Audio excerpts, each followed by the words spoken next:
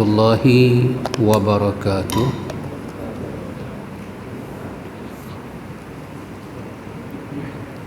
Alhamdulillah rabbil alamin. Allahumma atina anfusana taqwaha wa zakkiha anta khairu man zakkaha anta waliyuha wa maulaha. Amma ba'du. Ikhwatul iman, ikhwatu fid din, a'azakumullah wa uhibbukum fillah. Alhamdulillah summa alhamdulillah. Biiznillah, min fadlillah, dengan izin Allah, kurnia daripada Allah, ada ruang dan peluang kepada kita ini ikhwan, ada suatu fursah, peluang yang keemasan Allah bagi pada kita duduk dalam majlis ta'lim ini. Alhamdulillah. Kita baca buku kita ini ikhwan. Malam ni kita tengok muka surat 25, bab yang kedua, iaitu berkenaan dengan kaedah-kaedah dalam tazkiyatun nufus.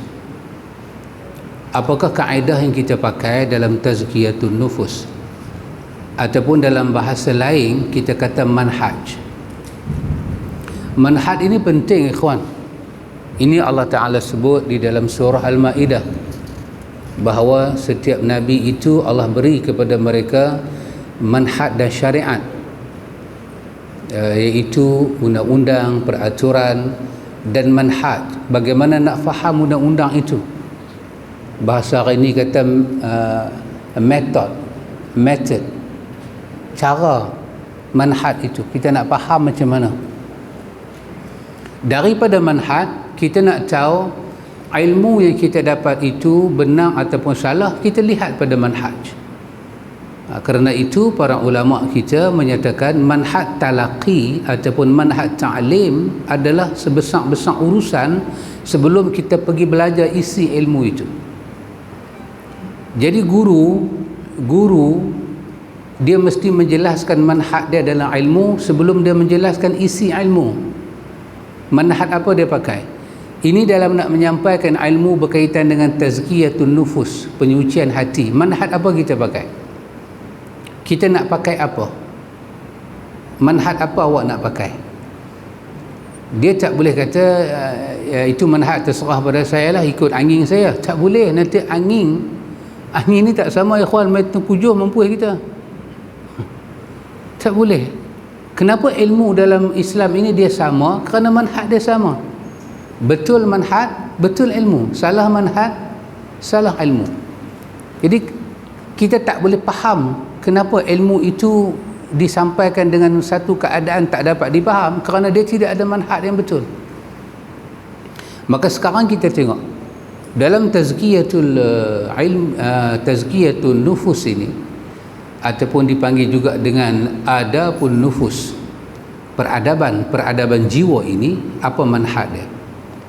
Perkara yang nombor satu sekali ikhwan, kita tak boleh lari daripada manhaj Al-Quran dan As-Sunnah. Ini tak boleh lari. Siapa pun bercakap ilmu lari daripada Quran dan Sunnah, dia salah. Yang boleh lari ni apa dia ikhwan? Yang boleh lari ni adalah tafsiran. Tafsiran boleh berubah, nas tak boleh berubah, Al-Quran tak akan berubah, hadis tak akan berubah. Yang akan berubah dari masa ke semasa ini adalah tafsiran. Sebab tafsiran dia bukan saja bergantung kepada ayat, dia juga bergantung kepada masa, kondisi dan situasi. Tafsiran akan berubah, agama tak akan berubah, sifat agama tidak berubah. Tafsiran, apa masalah yang ada pada hari ini tidak ada pada masalah zaman dulu. Ini memerlukan satu tafsiran, bukan perubahan ayat. Itu imam Qurtubi akan tafsir begini, Ibnu Katsir akan kata begini, Fakhrur Razi akan menyatakan begini, Zamakhsyari akan menyebut begini, At-Tabari akan menyebut begini. Kita akan lihat mereka daripada ayat yang satu ada tafsiran yang berbagai-bagai. Ini bukan kerana manhaj yang berubah, ini kerana tafsiran. Tafsiran melibatkan bahasa Arab, melibatkan riwayat yang datang, kekuatan riwayat, dia sabit ataupun dia tidak sabit. Ada ulama mensabitkan riwayat itu, ada ulama tidak berpuas hati. Hujah-hujah yang dikatakan riwayat itu sabit, mereka tak berpuas hati. Kenapa? Kerana bila kita nak confirm kata ini Nabi kata, ini Nabi buat, ini satu endorsement, yang endorsement itu akan berubah menjadi agama, maka mereka takut. Kerana ada satu perkara besar Nabi sebut, maq'adahu minan nar man kazaba alayya muta'ammidan. Siapa yang sengaja bohong pada aku, sengaja dia bohong, maka ada satu maq'ad, tempat duduk dalam neraka. Tempat duduk dalam neraka. Maka macam mana dia nak pergi duduk atas maq'ad tu? Dia kena masuk neraka. Ini menakutkan para ulama. Kerana itu Imam Bukhari sangat takut dengan perkara ini. Dia meletakkan syarat untuk kata hadis itu sahih sangat kuat. Bermakna kalau hadis itu boleh melepasi filter-filter yang ada ini, memang confirm ini nak diidhafahkan, nak disandarkan kepada pembawa wahyu, penerima wahyu, Muhammad bin Abdullah Rasulullah sallallahu alaihi wasallam. Jadi manhaj mesti betul. Manhaj kita Quran dan sunnah. Pasal itu kita dipanggil ahlu sunnah. Kalau manhaj kita Quran dan mimpi, kita kena dipanggil ahlu mimpi. Kata Imam Ahmad, senang untuk melihat kebenaran atau kesesatan. Kata Imam Malik, senang untuk melihat kesesatan ataupun kebenaran. Semua kebenaran ada di atas sunnah. Kalau kita sandar benda tu pada sunnah, dia benar. Kerana nak menyandarkan satu benda kepada sunnah sangat susah, ya kawan. Sebab agama ni dia start dengan apa? Kalau antum masih ingat lah, first time saya main di sini, first time. Ini dah berapa time tak tahu dah lah. Betul tak Bilal? Betul tak Bilal? Allah. Betul. Tak Bilal kata betul, saya confirm betul. Berapa lama tak tengok tak Bilal? Kan? Namun walaupun wajahmu tidak ku kenali, lubang hidungmu pujaan hatiku. Kenal Tok Bilal. Tok Bilal pakai purdah pun saya kenal Tok Bilal. Dulu masa mula-mula kita main, saya main mula-mula muda dulu. Lah ni dah berumur dah. Masa tu cerah lagi, lah ni dah gelap sikit dah. Why dulu main. Saya menyatakan pada antum perkataan Imam Malik bahawa sunnah ini seperti mana bahtera Nabi Nuh.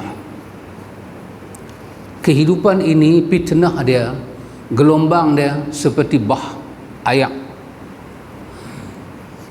bah yang banyak. Yang selamat siapa dia? Yang berada di atas bahtera Nabi Nuh. Takkan selamat kalau orang tak duduk tu di atas sunnah. Jadi bila satu benda tu kita nak kata sunnah, susah, dia kena ada sabit. Kerana agama ni ikhwan, dia start dengan ucapan la ilaha illallah. Itu agama. Agama start dengan apa? Tidak. Bukan agama start menyatakan adanya Allah. Agama start menyatakan tidak ada Allah. La ilaha, tidak ada tempat ma'bud yang disembah, yang diibadahi, makluh yang disembah, ta'abud yang dijadikan tempat ibadat, tidak ada melainkan Allah. Melainkan Allah. Jadi agama ni pintu masuk dia tidak. Apa saja orang kata tentang Nabi, tidak. Illa bila kita nak sabit pada Nabi, melainkan ada sanad.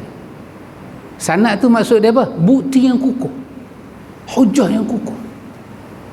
Mana boleh pergi cakap si fulan kata,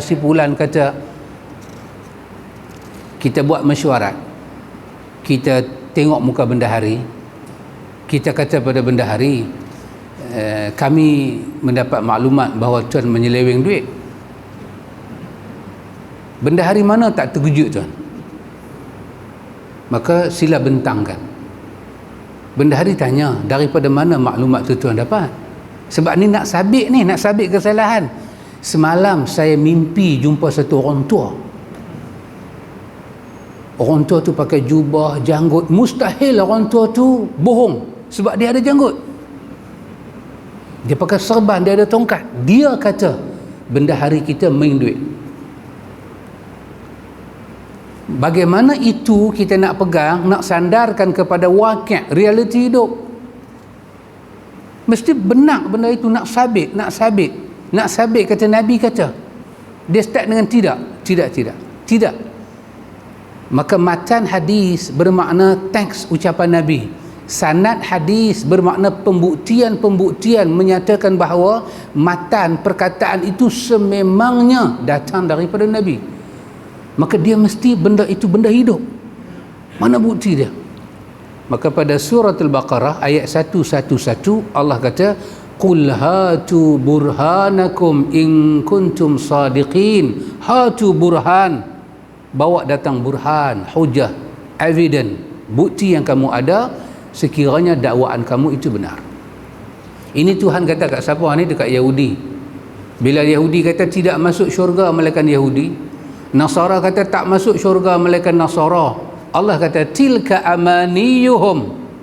Ini semua Tuhan kata omongan kosong. Mereka dakwa tentang ahli syurga, tentang nikmat syurga, jalan ke syurga. Allah kata tilka amaniyuhum. Ini dakwaan kosong. Kalau benarlah Allah mensyaratkan untuk masuk ke syurga mesti Yahudi, kalau benarlah Allah mensyaratkan isi syurga itu Nasara, Allah kata hatu burhanakum, bawa bukti kamu di mana aku cakap benda itu. In kuntum sadiqin, sekiranya kamu benar pada dakwaan kamu.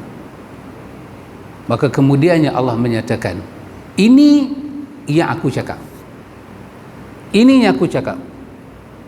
Bala, kata Allah, bahkan yang aku kata ini, man aslama wajhahu lillahi wa huwa muhsin. Bahkan kata Allah, inilah jalan ke syurga, inilah ahli syurga, inilah penghuni syurga, inilah jambatan ke syurga. Man aslama wajhahu lillah, siapa yang menyerah wajahnya kepada Allah, dia ikhlas, dia serah diri dia pada Allah. Wa huwa muhsin, dalam keadaan dia mengikut jalan Muhammad, maka mereka lah ahli syurga. Maka setiap dakwaan itu memerlukan pembuktian. Bila pembuktian tak cukup, bahan bukti tidak kukuh, maka tidak ada muktamad untuk disandarkan kepada mana-mana pihak. Maka agama begitu ya kawan, kita nak cuci diri. Ini benda paling besar, tempat pandangan Tuhan pada kita adalah hati kita. Allah buat hati. Dalam hadis mana? Dalam hadis An-Nu'man bin Bashir, hadis Bukhari, hadis Tirmizi, bercerita tentang al-halalu bayinun wal haramu bayinun. Maka di ujung hadis itu Nu'man bin Bashir menyebut apa yang Nabi sebut tentang dalam diri kita ni ada mudrah. Kalau mudrah itu baik ke seluruh jasad. Kalau mudrah itu rosak ke seluruh jasad. Nabi kata apa dia? Hampa tahu tak? Nabi kata wahiya al-qalbu. Itu adalah qalb. Jadi kita nak pergi sentuh, nak pergi cuci, nak pergi bersih hati, benda yang bukan bidang kuasa kita. Kita nak ambil manhat mana? Nak ambil ubat mana? Yang hati itu dalam hadis Bukhari Nabi kata qulubul ibad, inna qulubul ibad, hati semua manusia ini berada di atas dua jari Tuhan. Dan Tuhan boleh pusing ke mana saja. Allah jaga semua hati-hati makhluk dia ni. Macam mana dia jaga satu hati, dia ada di antara dua ujung jari dia. Kita nak pergi sentuh benda tu, kita nak pergi cuci benda tu, main ke? Kita bukan boleh reka cara. Ini benda yang sangat-sangat sulit, sangat-sangat rahsia, benda yang sangat-sangat very critical. Kita sentuh sikit, kita pergi rawat dia dengan cara yang salah, hati kita tak akan baik, dia akan rosak. Sakit mata, pergi titik ubat kudir buta, apa jadi mata tu? Ambil ubat kudir buta, titik di mata. Kata apa siapa hang titik ubat tu? Yang penting dia ubat. Memanglah dia ubat. Lepas tu nak jadi apa mata hang? Kita ingat dia ubat, bunyi macam zikir, bunyi macam arak, dia ubat untuk hati. Makin kita doa amal benda tu, makin hati kita jauh dengan jalan sunnah. Mana boleh kita nak mendekatkan hati kita kepada Allah, tiba-tiba kita makin jauh dengan sunnah. Tak boleh. Sunnah disebut di dalam Al-Quran. Siapa nak sampai pada Tuhan, tidak duduk di atas jalan Nabi, dia tak sampai ke Tuhan. Antum tahu Al-Hafiz Imam Ibn Qayyim Al-Jauziyah rahimahullahu ta'ala menulis kitab besar Midrajus Salikin, tabaqat. Dia menghuraikan ayat iyyaka na'budu wa iyyaka nasta'in kepada 2 jilid kitab dia. 2 ayat tu saya iyyaka na'budu wa iyyaka nasta'in, 2 jilid dia hurai. Macam mana kita nak sampai ke situ? Dia sebut dalam kitab ni, ikhwan, dia kata tidak ada jalan. Dia kata semua pintu ditutup, semua jalan ditutup, tidak ada jalan dan pintu dibuka berhubung kepada Tuhan, melainkan dibuka satu pintu dan satu jalan sahaja, iaitu pintu dan jalan di mana Muhammad berada padanya. Kita nak bawa hati kita jumpa Tuhan, tapi kita tak duduk sebagai umat Muhammad, makmum kepada Muhammad, tak sampai kita pada Tuhan. Pakaian tidak menunjukkan kita sampai pada Tuhan. Tuan Pengerusi, are you agree with me? Kalau pakaian menunjukkan kita sampai pada Tuhan, sayalah orang yang paling sampai pada Tuhan. Saya pakai selendang. Siapa pun tak pakai selendang. Kalau pakaian, betul Tok Bila? Tok Bila macam tu, apa setuju? Saya tarik balik percakapan itu. Saya tarik balik lah. Kalau pakaian menyampaikan kita pada Tuhan, maka wanita-wanita yang berpakaian lengkap berbanding wanita-wanita tutup aurat tidak berapa lengkap, maka kita boleh tahu siapa dah sampai ke Tuhan. Tapi tak. Penentu kita sampai ke Tuhan atau kita tak sampai ke Tuhan ialah manhaj kita. Kalau dalam ilmu kita panggil tasawuf ke, kita panggil ilmu apa sekalipun, yang dalam ilmu itu banyak kita menyebut tentang Allah dan Rasul, Allah dan Rasul, Allah dan Rasul, maka kita sampai ke Tuhan. Tapi bila kita belajar satu ilmu membawa kita ke Tuhan, tapi dalam sepanjang belajar ilmu tu tak jumpa nama Rasul, tak jumpa nama Rasul, bahkan kita makin renggang dengan Rasul. Tok Guru kata, kalau awak nak bersih hati, nak dekat dengan Tuhan, nah awak amal zikir ini. Awak amal zikir ni. Kita tengok-tengok zikir apa ni Tok Guru? Dia tulis ha. Kita kata gelak ke zikir? Bunyi ha. Ini tak ada lah, saya hanya buat contoh sahaja. Contoh ha. Kita kata Tok Guru zikir-zikir yang Nabi ajak tak ada lah. Tok Guru kata ada. Tapi dia kata kita ni bukan makam Nabi. Zikir-zikir yang Nabi baca ni semua ni berat. Jiwa kita ni bukan jiwa maksum. Kita nak pergi amal zikir Nabi ni, dia berat, dia panas. Dia tak sesuai dengan kedhaifan jiwa kita. Maka kerana kita ni lemah, kita ni dhaif, kita tak sesuai ha. Pasal kita hidup pun duk ha. Zikir pun ha. Dia kata sangat sinkronis. Kita tanya, kenapa saya tak boleh, Tok Guru tak boleh ijazahkan pada saya zikir yang sahih Nabi ajar? Tak boleh, badan kita tak kuat, roh kita tak kuat. Kita tanya, kenapa para sahabat boleh amal? Tok Guru jawab, kerana para sahabat duduk dengan Nabi. Nabi dah cuci dia apa? Kita ni tak duduk dengan Nabi, kita tak boleh ambil zikir-zikir Nabi. Artinya kita nampak di situ apa, ya ikhwan? Tok Guru kita sedang bagi pada kita satu amalan yang tak ada kena-mengena dengan Nabi. Bila tak ada kena-mengena dengan Nabi, kita pelan jauh tuan, bukan kita pelan dekat. Yang pelan dekatnya makin masuk rapat. Nabi buat, kita buat. Bukankah itu makna ikut? Nabi tinggal, kita tinggal. Nabi buat, kita buat. Jadikan dia sebagai uswatun hasanah. Makin hari makin dekat ikut, makin banyak ikut, makin selesai ikut, makin diberi penjelasan kenapa kita kena ikut Nabi. Bila manhaj ini salah, ikhwan, dia akan bawa kepada salah amal, salah tuju, salah niat, salah segala-galanya. Karena itu ikhwan, bagi tahu kepada umat manhaj itu adalah lebih penting daripada bagi tahu isi ilmu yang kita nak sampaikan. Pasal itu kita kena tengok guru kita siapa, manhaj dia pakai itu manhaj apa. Siapa guru nak mengajar, kita kena tengok. Ini nasihat dari siapa? Ini nasihat daripada Muhammad bin Sirin.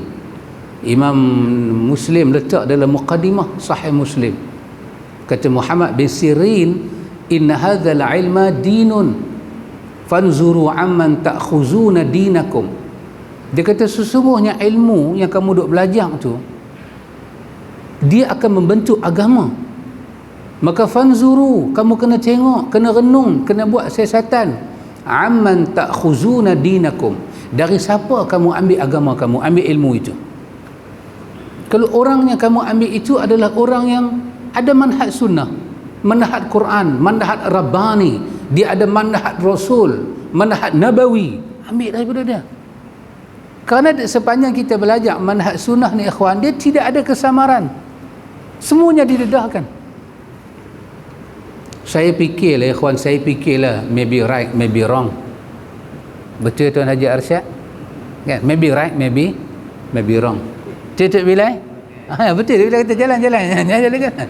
Mana betul lah. Tuk Bilal suruh jalan. Betul. Saya fikir ikhwan, apa yang berlaku dalam rumah tangga Nabi, yang bila Nabi masuk ke rumah, dalam rumah tangga dia, sepatutnya kita tak tahu. Macam mana Nabi tidur, macam mana Nabi mandi dengan Aisyah, patut kita tak tahu. Kita sepatutnya tak tahu. Ini hal apa? Ini hal rumah tangga.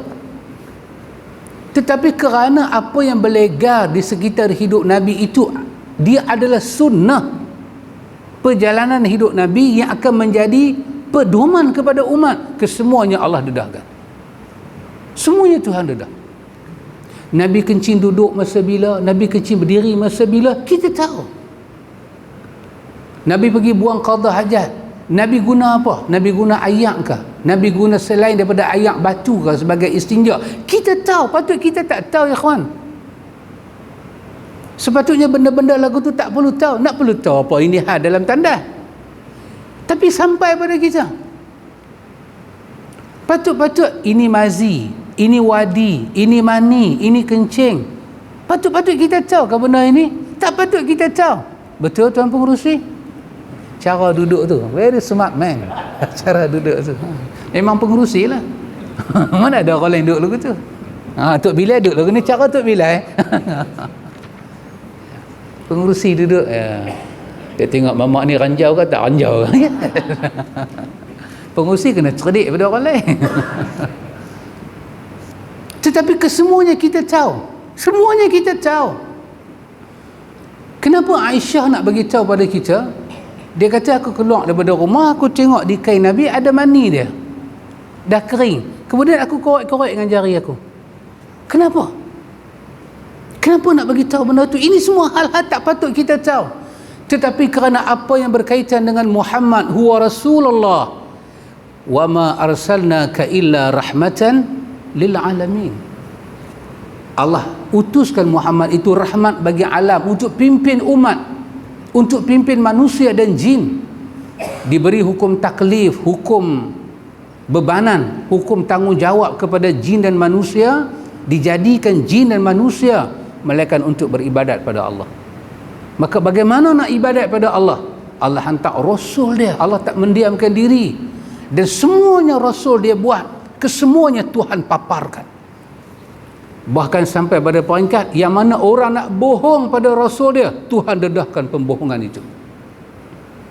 Akhirnya kita tahu semua tentang Nabi. Kita tahu bagaimana nak cuci mani, wazi, mazi, ayak kencing. Macam mana nak cuci benda ni semua? Yang mana najis, yang mana tak najis, kita tahu.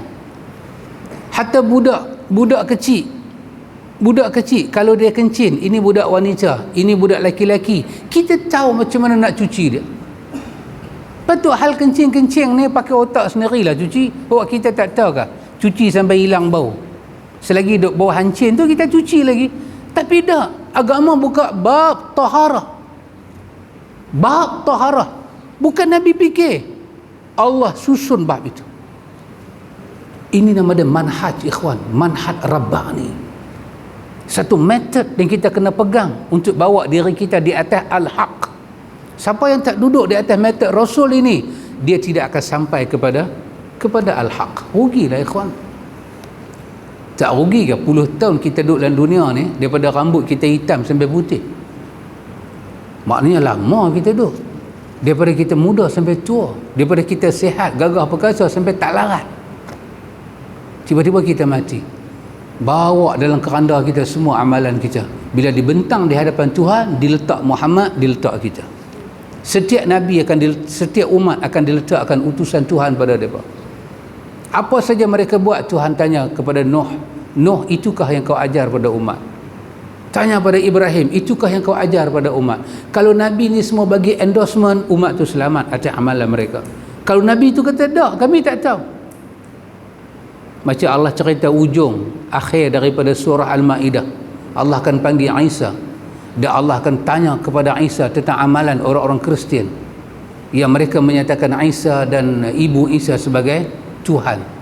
Maka Tuhan akan tanya Isa, kamukah yang bagi tahu kepada manusia ambil kamu dan ibu kamu menjadi Tuhan selain daripada aku? Sebelum Tuhan nak azab, nak hukum mereka, Allah tanya Rasul tu, ni ajaran ni mai ke mana? Tuhan tak akan hukum begitu saja, sebab Allah hantar Rasul. Kalau umat jadi keliru, adakah ini Rasulnya aja? Maka Tuhan tanya, aku suruh ajak hang, aku wahyukan kepada hang Injil, ada dapat Zabur, ada dapat Taurat, ada dapat Suhuf, ada dapat Quran. Inikah yang kamu ajak kepada umat? Allah Maha tahu. Wa huwa a'lam 'allamul ghuyub, dia tahu, tapi Tuhan menegakkan keadilan. Binasa umat ini dengan pengetahuan, berjaya umat ini dengan pengetahuan. Allah tak akan sembunyikan.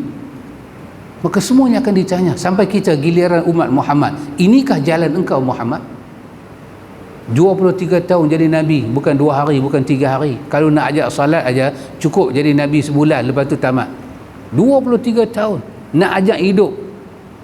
Sampai Al-Hafiz Imam Ibn Katsir, dia lalu pada ayat 21 daripada surah Al-Ahzab.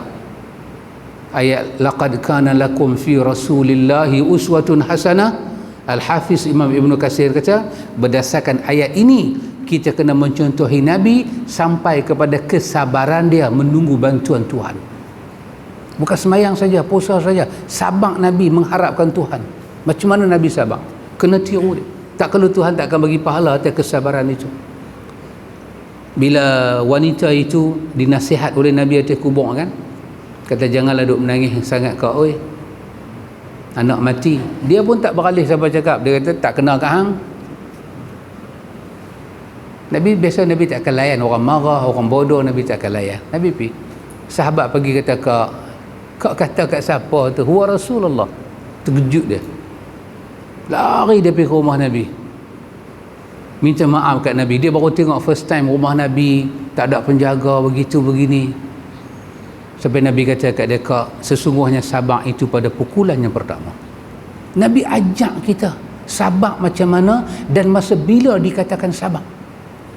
Sabar itu tak mana kita nak sabar supaya dapat pahala. Pukulan yang pertama, datang berita itu, datang musibah itu, sabar dulu. Kata dengan mulut, inna lillahi wa inna ilaihi raji'un. Lepas tu baca doa. Baca doa. Kita tak tahu doa yang Nabi ajar, baca doa kita. Adakan doa, Allahumma ajurni fi musibati wa akhlif li khairan minha. Tuhan, berilah ganjaran di atas musibah yang aku lalui ini. Jangan biar dia kosong, nanti aku rugi. Dan gantilah dengan lebih baik daripada apa yang aku tanggung ini. Sabar. Lepas tu baru fikir apa nak buat. Ar-ruju' ila Allah. Kembali pada Allah. Istighfar, mengadu pada Allah, berdoa dengan Nabi ajak sampai tak waktu. Saya fikir tak perkataan sabar saja orang Arab boleh tahu. Tetapi bagaimana sabar yang betul, itu orang tak tahu. Kita semua boleh semayang, tapi bagaimana semayang yang betul, itu kita tak tahu. Kita semua boleh menega, boleh buat kerja, tapi macam mana menega yang betul? Macam mana buat kerja betul? Yang tu kita selalu silap. Kita kata, gamble lah. Kita gamble menega, kita gamble itu, kita gamble. Akhirnya kita tak dapat. Ada orang boleh menega, betul menega dia. dia untung. Ada orang boleh berniaga, tak betul cara dia berniaga, dia tak rasa nikmat berniaga.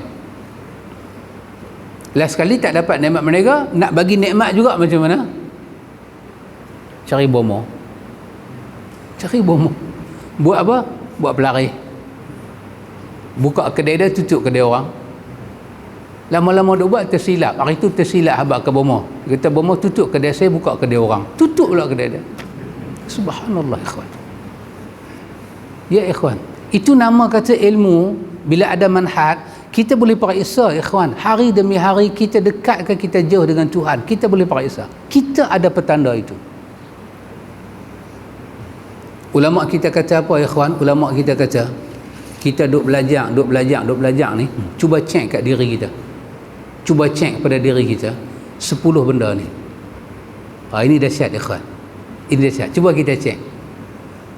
Kalau 10 benda ni ada pada diri kita, maknanya kita ni hidup tak ada pagar, tak ada benteng. Bermakna anytime syaitan boleh kencing kita, ludah kita, pengguna kita, anytime. Bila kita duk belajar, cuba tengok 10 benda ni ada tak kat kita? Kalau tak ada, betulkan jalan kita. Istighfar, bangkit, doa pada Tuhan. Ya Allah, aku tengok pasal apa bila aku pelan duk mengaji ni, yang ni semua duk ada kat aku. Pasal apa aku tak boleh ubah diri aku? Tuhan, hang tolong bagi muhasabah pada aku, bagi aku nampak diri aku dan aku betulkan diri aku. Yang pertama apa ulama kata? Ini bukan hadis, saya ambil perkataan para ulama dalam menilai diri dalam manhaj ilmu. Bila kita duk belajar ataupun kita orang panggil ustaz, ceramah sana ceramah sini, kita orang agama, makin duk belajar, ghadab, marah tak boleh kontrol.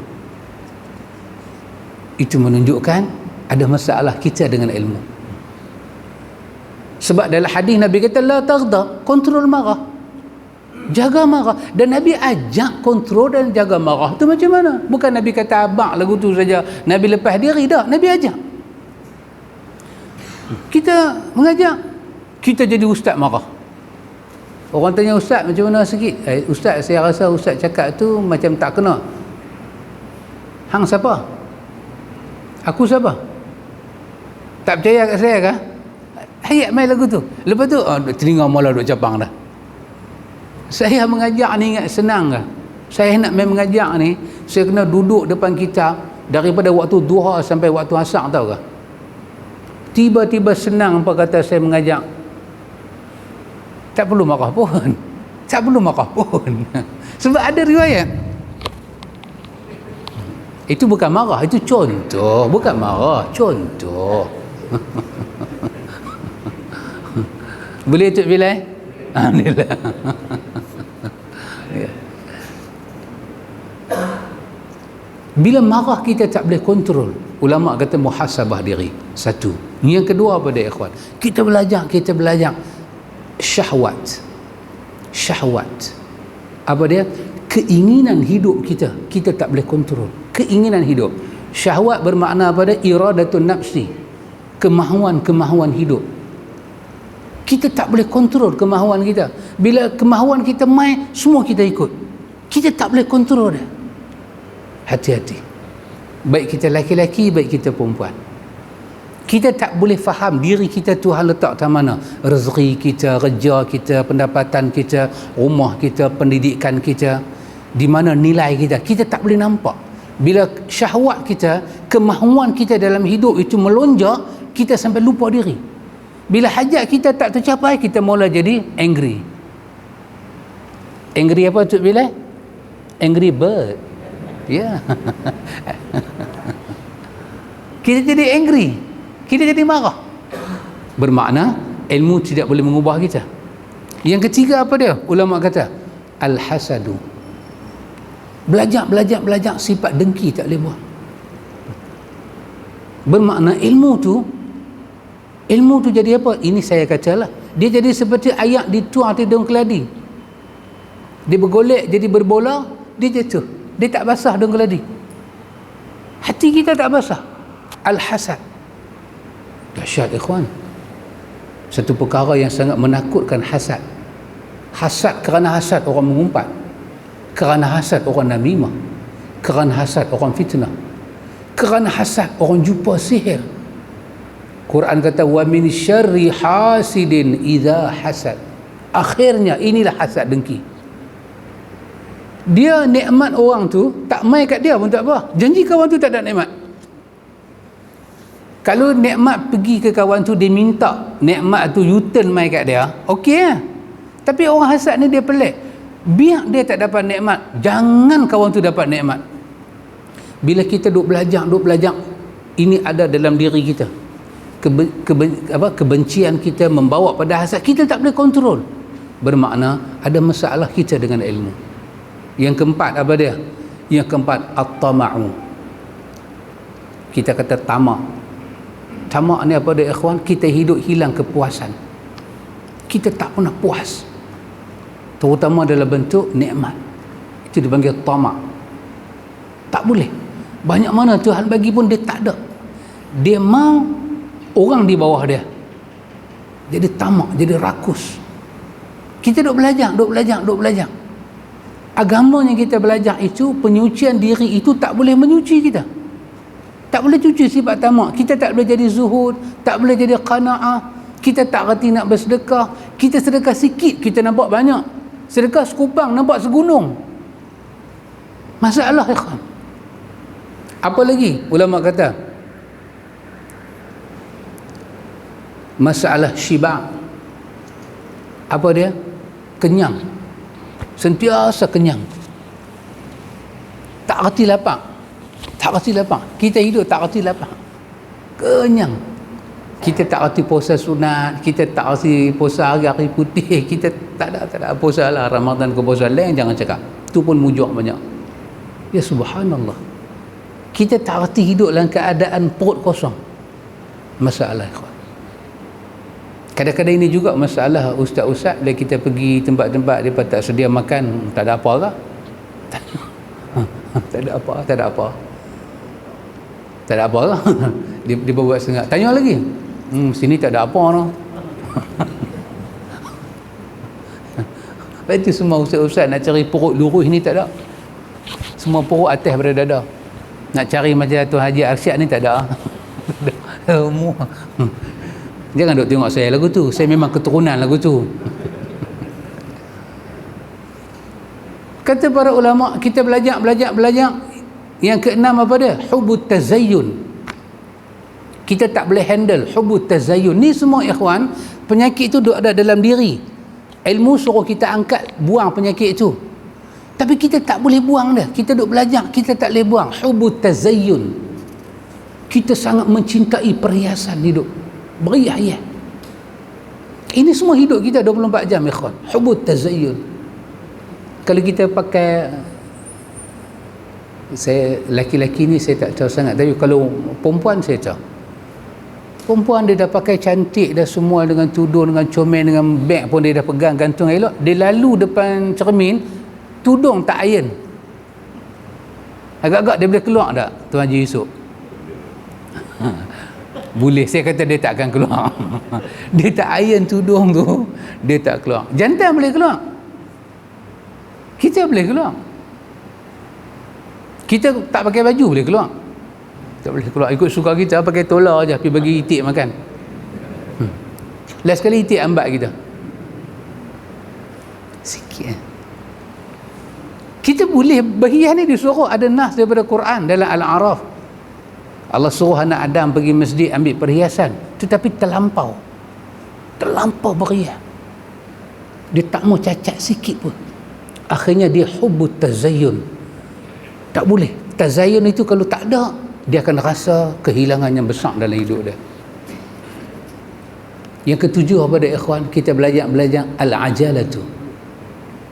Kita belajar, kita tak boleh kontrol ajalah, kegopohan kita dalam membuat keputusan. Gopoh, cepat.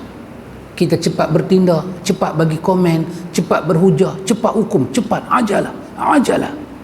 Cepat. Nabi kata al-ajalatu minasyaitan. Kecepatan, kegopohan lisan ni dalam nak buat keputusan dari syaitan. Kita disuruh bertenang seketika, waqar, sakinah, tenang, damai seketika. ingat kepada Allah, merujuk kepada Allah, istighfar, tilawatul Quran.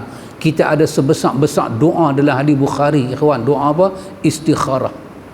Melihat kepada makna istikharah tu tengah malam kita buat, lena ayat mata kita, ikhwan. Tak ada orang yang kuat hati macam mana pun, dia berdepan dengan doa istikharah, ayat mata dia tak jatuh. Punya dahsyat pengaruh istikharah dalam buat keputusan, dalam kahwin, dalam berniaga, dalam bercerai, dalam nak kawan dengan orang, nak berpisah dengan orang, nak pindah rumah, apa saja, dahulukan istikharah.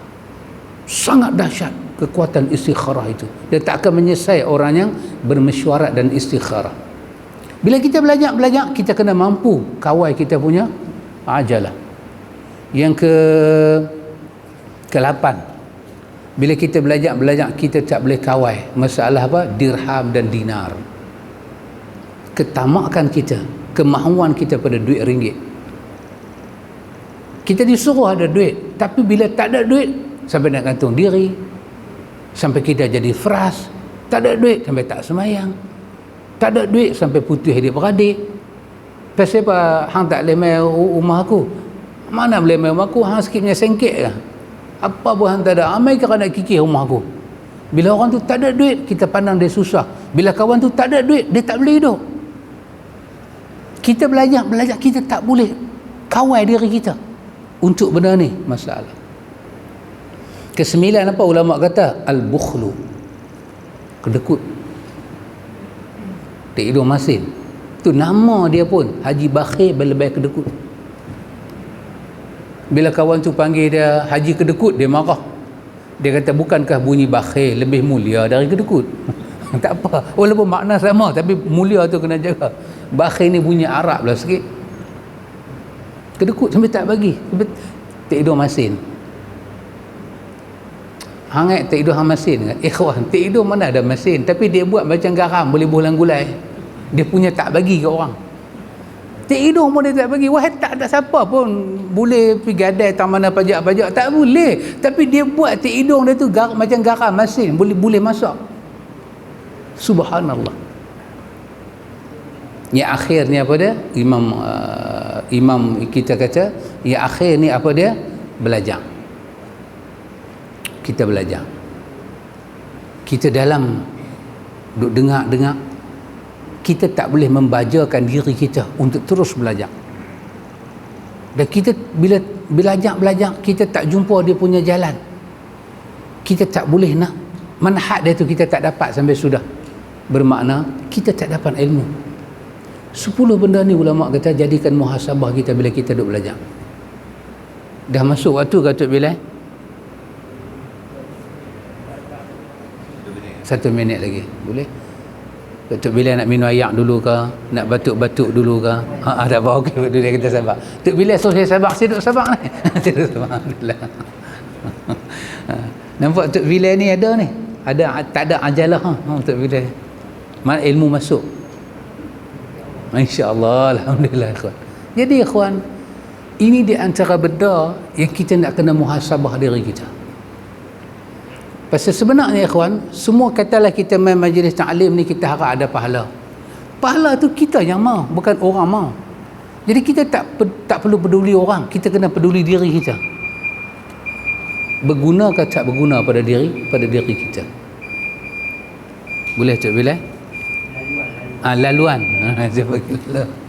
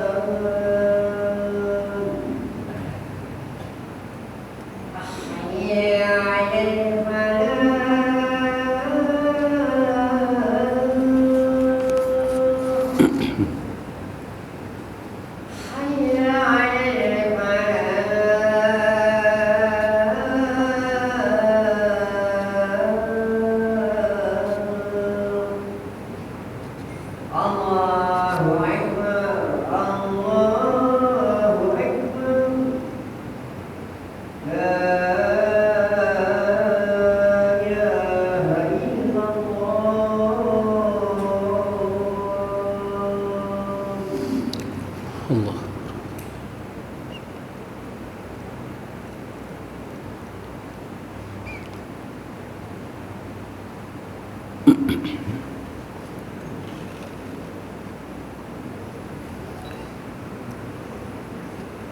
Ikhwatul iman, a'azakumullah wa uhibbukum fillah.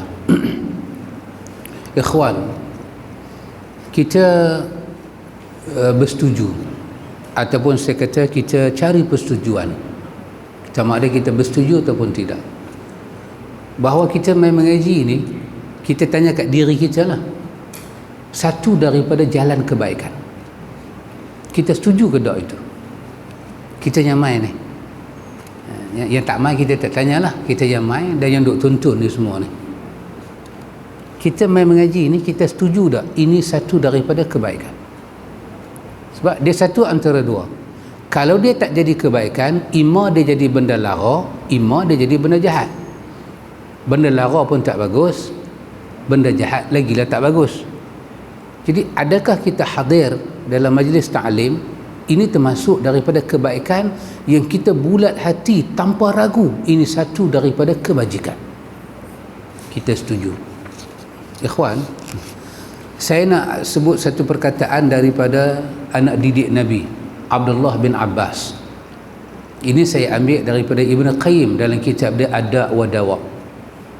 Ibn Abbas radhiyallahu anhuma, dia kata inna lil hasanati, dia kata orang ni kalau buat baik, dia buat baik, maka itu saya tanya tadi, setuju tak saya daripada rumah mai sini, saya setuju tak kata yang saya buat ni kebaikan? So saya kena setuju. Kalau saya kata bukan kebaikan, saya kena stop. Mana boleh saya teruskan? Kalau benda tu kita buat baik, kita panggil hasanah ataupun hasanat dengan plural, khairun atau khairat dengan plural, kebajikan, kebaikan. Kata Abdullah bin Abbas, orang yang buat baik ni, dia mesti ada tanda-tanda ni. Kalau tak ada tanda ni, kena usahakan bagi ada, sebab itu tanda kebaikan. Ini siapa kata? Anak didik Nabi, nama dia Abdullah bin Abbas. Apa dia kata? Inna lil hasanati diya'un fil wajhi. Orang buat baik ni, dia kata, kerana benda dia buat tu benda baik, Allah suka, Allah redha, ada diya' pada wajah dia. Diya', sinar, bukan cerah macam kena spotlight tu dah. Wajah dia wajah ceria. Dia berbeza dengan kawan yang buat jahat. Kalau orang ini diya' buat baik, orang jahat ni wajah dia sawadan fi wajhi, dia akan jadi murung tu, murung. Dia happy macam mana pun, wajah dia tak berseri.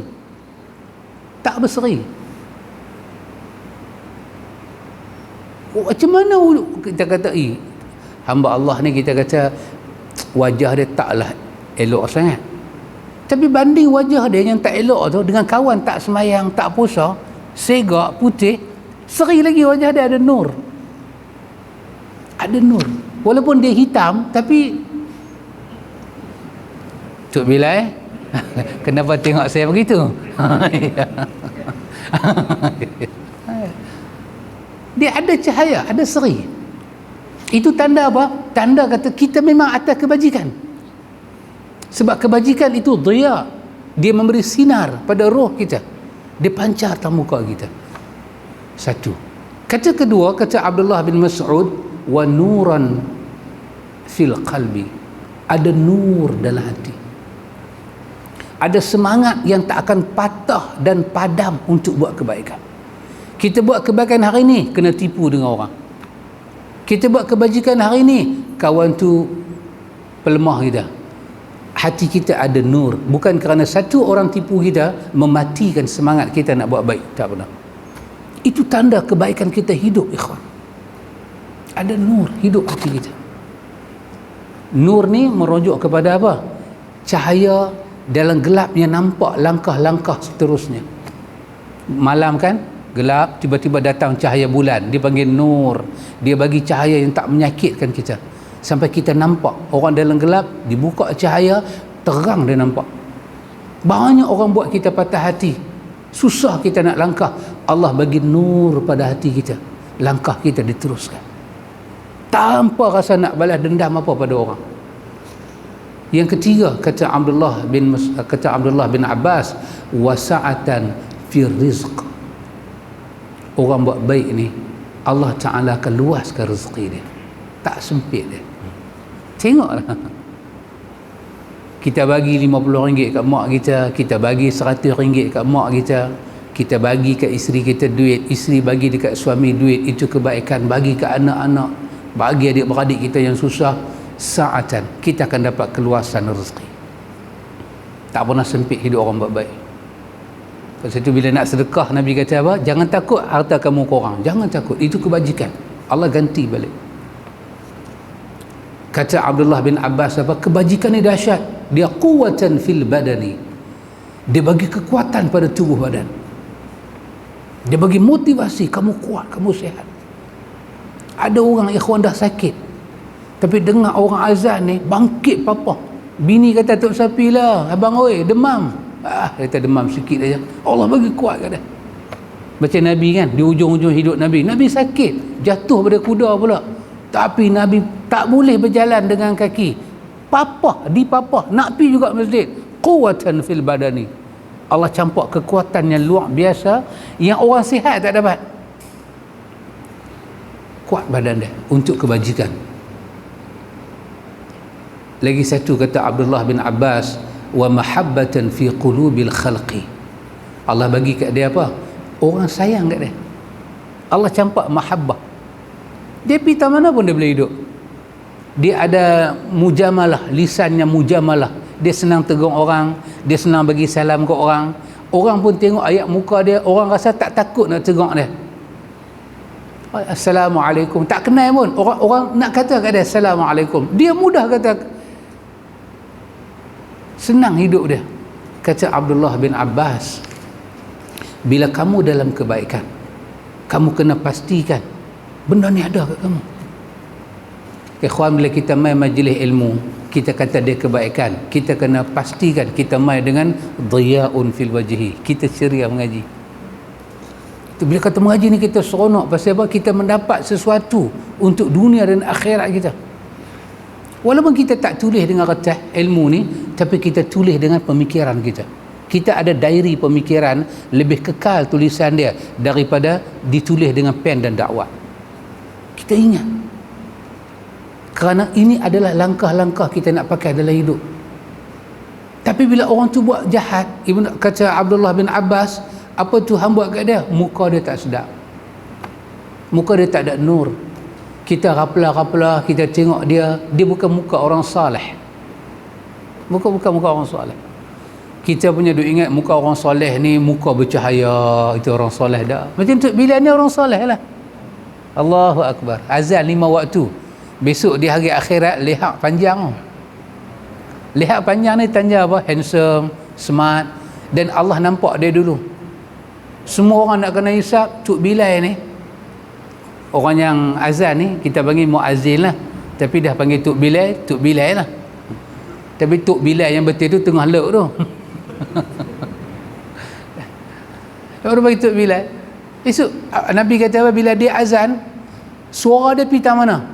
Jin, manusia, batu, pokok yang dengar suara dia ke udara tu semua akan mai akhirat jadi saksi, bagi tahu kata dia panggil orang, dia panggil orang, dia panggil orang. Oh subhanallah, dahsyat. Orang soleh lah. Tuk Bilal dengan siap, Tuk Bilal dengan siap, siapa besar? Tuk Bilal boleh azan ni kerana siap buka pintu masjid. Tuk Bilal main awal dengan motor, siap bagi lambat, tak azan. Wahai boleh azan di luar tapi macam tak azan lah. Tu imam jadi imam, mikrofon ni betul elok, kapek jadi elok, orang sembahyang tak bersin, tak batuk. Siapa punya kerja? Tuk siap. Tengok tali temali. Kita sembahyang ikhwan, sembahyang ni benda besar lah dalam agama ni, rukun Islam kan sembahyang. Kalau siapa tak sembahyang ni kira leceh. Allah tengok dahsyat-dahsyat sembahyang tu Allah letak pada rukun Islam, tapi Nabi kata apa? Tuhan tak akan terima sembahyang kamu kalau tak ada taharah. Tengok di mana duduk taharah dengan sembahyang. Kita kata anak kita pergi sembahyang, kita tengok anak kita sembahyang, kita lega. Tapi kita tak boleh lega kalau anak kita sembahyang tak mengaji bab taharah. Kerana tak diterima sembahyang tanpa taharah. Seperti mana tak diterima sedekah daripada harta rampasan. Harta curi pergi sedekah, tak boleh terima. Hang nak sedekah hang punya pasal, Tuhan tak terima. Maka tidak diterima sembahyang kalau taharah tak betul. Tengok di mana tempat taharah? Roh kepada sembahyang. Maka orang yang sembahyang ni kena tengok taharah dia. Macam mana beruduk, itu termasuk bab taharah. Kerana bila diangkat hadas baru boleh sembahyang. Kalau sembahyang hadas tak diangkat, tak diterima sembahyang. Jadi Tuk Bilal boleh azan di akhirat, semua orang nampak. Maka Tuhan akan panggil pula, siapa yang pergi buka masjid ni sampai Tuk Bilal boleh azan? Zaman dulu azan naik atas tempat tinggi kan, zaman lah azan pakai pembesar suara. Panggil Tuk Bilal, cari Tuk Bilal. Tuk Bilal cari Tuk Siap. Tuk Siap dengan Tuk Bilal, oh alhamdulillah dapat pahala. Tuk Bilal dengan Tuk Siap pula boleh azan dengan elok semua. Cari pula pengurusi. Pasal apa? Jadual ni semua siapa yang atur? Tengok ikhwan. Pasal tu kita ni Nabi kata kalbunian. Kita hidup macam mana bangunan yang disusun. Tak ada satu orang kebajikan tu milik dia seorang. Tidak ada ikhwan. Bila kita buat baik, kita kena seronok ikhwan. Kita mengaji, kita kena seronok. Baca Quran kena seronok. Biar cahaya tu ada di wajah kita. Tapi Nabi kata, orang cuba tengok, kata Abdullah bin Abbas, cuba hang tengok orang buat benda tak elok. Apa benda tak elok dia buat? Hang tengok wajah dia. Allah tak bagi nur. Allah tak bagi nur. Saya jumpa orang yang dia tangkap ustaz tengah mengajar, dia tak boleh senyum. Pasal apa dia tangkap ustaz mengajar? Pasal tak ada tauliah. Ustaz jangan tanyalah ustaz mana. Dia tangkap ustaz tu. Ustaz tu jangan tanya ustaz mana. Dia daripada duduk dalam van sampai ke pejabat, dia tak boleh senyum. Salahkah kita senyum walaupun kita tangkap orang? Tak apa, tangkap. Pasal itu kita punya prosedur undang-undang. Tapi dia tak boleh senyum. Sampai orang kena kata kat dia, biarlah ustaz sembahyang isyak dulu baru angkat. Jemaah ramai-ramai tu kata, bagi ustaz sembahyang isyak dulu, nak tangkap pun. Okey. Dia pun tak terlintas nak bagi ustaz sembahyang. Sembahyang habis, bawa masuk dalam van, pergi tempat, tanya macam mana orang pusha ganja. Betul kata Abdullah bin Abbas, kalau kerja kita buat tu, kita rasa tak aman dengan kerja tu. Allah tak bagi kita senyum. Rezeki senyum tak ada. Rezeki senyum tak ada ikhwan. Yang kedua apa kata Abdullah bin Abbas? Allah bagi kat dia apa? Zulmatun fil qalb, hati dia gelap. Hang tak boleh tegur dia. Hang cakap dalam bentuk dia rasa itu tegur, dia tempik. Dia tak benarkan nasihat tu masuk dalam hati dia. Zulmatun fil qalb. Yang ketiga apa kata Abdullah bin Abbas? Allah bagi kat dia apa dia? Allah bagi kat dia wahanan fil badan. Badan dia selalu lemah. Atas nama ibadat, lemah. Lemah. Dia selalu dia cakap benda tu, saya lemah, saya lemah, saya lemah. Allah bagi kat dia apa? Naqasan fi rizqi. Allah sempit, Allah kurangkan pemberian rezeki kat dia. Dia akan rasa kurang, Tuhan bagi tak cukup. Dan Tuhan bagi apa kat dia ikhwan? Baghdatan fi qulubil khalqi, kemarahan orang kat dia. Dia mesti duduk tak mana dia akan jadi troublemaker. Mesti ada orang tak berhati dengan dia, cakap dia, akhlak dia. Jadi kita ikhwan yang masuk majlis ta'lim ni, kita bagi kita belah yang baik ni. Kita main mengaji, kita balik, orang pertama mengaku kata kita berubah isteri kita, anak-anak kita, mak kita, ayah kita, rasa manfaat kita mengaji. Daripada tak boleh tegur lah ni boleh tegur. Dulu bini kata, abang subuh dah, subuh apa, hang kira masuk syurga hang seorang aja. Lepas mengaji bini tegur, abang subuh abang, Allahu Akbar, lambat, terima kasih. Bini terkejut, lepas 2 hari meninggal. Perubahan suami dia ikhwan. Subhanallah. Ini kita kata apa ikhwan? Manhaj dalam kita belajar ilmu. Kita mesti ada bawa'is, target kita dalam ilmu. Kita nak pergi mana dengan ilmu ni? Kita nak kita yang berubah, bukan orang berubah. Dunia tak akan berubah kalau kita individu dalam dunia tak boleh berubah. Jadi insya-Allah ikhwan, pegang itu yang pertama, kita punya manhaj dalam ilmu. Lepas tu kita akan tengok lagi beberapa manhaj yang akan dijelaskan oleh penulis di dalam Tazkiyatun Nufus. Wallahu ta'ala alam ikhwan. Cukuplah sekadar itu. Kalau lama pun kita takut tak ingat. Orang putih kata short but apa orang putih kata? Seolah-olah orang hitam cakap orang putih lagu tu lah kan. Short but sweet. Boleh tak bila? Dia short. dia short tapi dia sweet kan? Macam sweet sour tu kan, dia ada sweet, jadi dia ada rasa. Semoga Allah berkati kita.